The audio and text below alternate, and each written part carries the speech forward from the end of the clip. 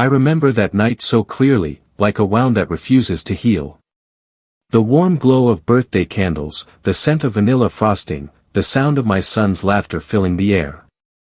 It was supposed to be a perfect evening. My wife Emily was smiling, her eyes reflecting the flickering candlelight as she helped our son Ethan cut his cake. For a moment, everything felt whole. Complete. Then the doorbell rang. It was just a sound, a simple, insignificant chime.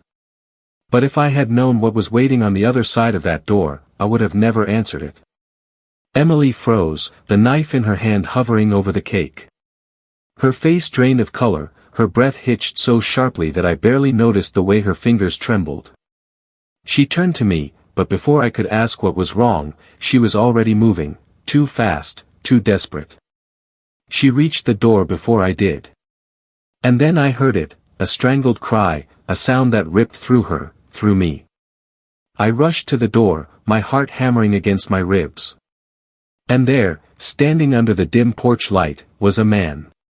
He looked just as shaken as Emily, his eyes darting between her and me, his jaw clenching. Then he spoke. "I'm looking for my wife." His words hung in the air like a death sentence. I looked at Emily, waiting for her to deny it, to tell me this was some sick misunderstanding. But she didn't. She just stood there, her breathing ragged, her hands clutching the doorframe like it was the only thing keeping her upright. My voice felt foreign when I finally spoke.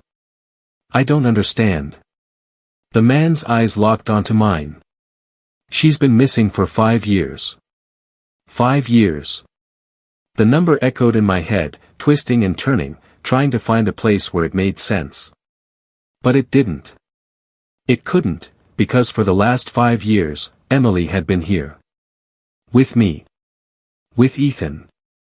The air in the room grew thick, suffocating. "Emily." My voice cracked. "Say something."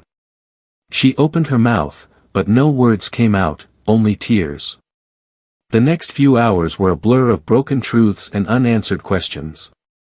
Emily, if that was even her real name, never looked me in the eye. She sat on the edge of our bed, staring at her hands as the man, David, told me everything. His wife Sarah had disappeared without a trace 5 years ago. No records, no sightings, just gone, until now. Until tonight. "I don't know who you are," he said, his voice rough with emotion.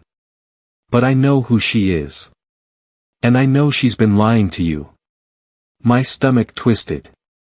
Everything, every memory, every kiss, every whispered promise, felt like a cruel joke. I turned to Emily. "Tell me he's lying." She looked at me then, and in her eyes, I saw something I didn't want to admit was there. Guilt. She wasn't going to deny it. I demanded answers. She gave them in fragments. She had been in a toxic marriage. She felt trapped, scared. So she ran, started over, became someone new. She never meant to fall in love with me, she said, never meant to build a life on stolen time. I wanted to hate her. I wanted to scream, to break something, to make her feel the same kind of pain that was ripping through my chest. But then I looked at Ethan. Our son, was he even mine? The thought made my stomach lurch. I turned away, breathing hard. So what now? My voice was barely above a whisper. David exhaled sharply. "She's coming home." Emily flinched. "No. I can't go back." His jaw tightened. "You don't get to decide that." Neither of them looked at me, like I wasn't even there. Like I wasn't the man who had loved her, who had built a family with her. I clenched my fists. "You don't get to decide that either." I wish I could say I fought for her. That I told David to leave. That I held on to the life I thought I had.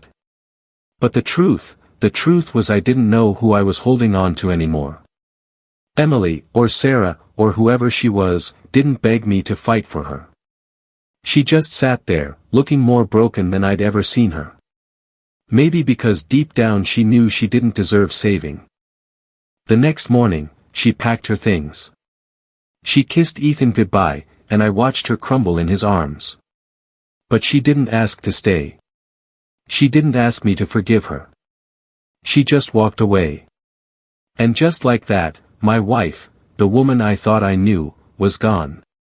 It's been months now, but the house still feels empty without her. Ethan asks about her sometimes, and I lie.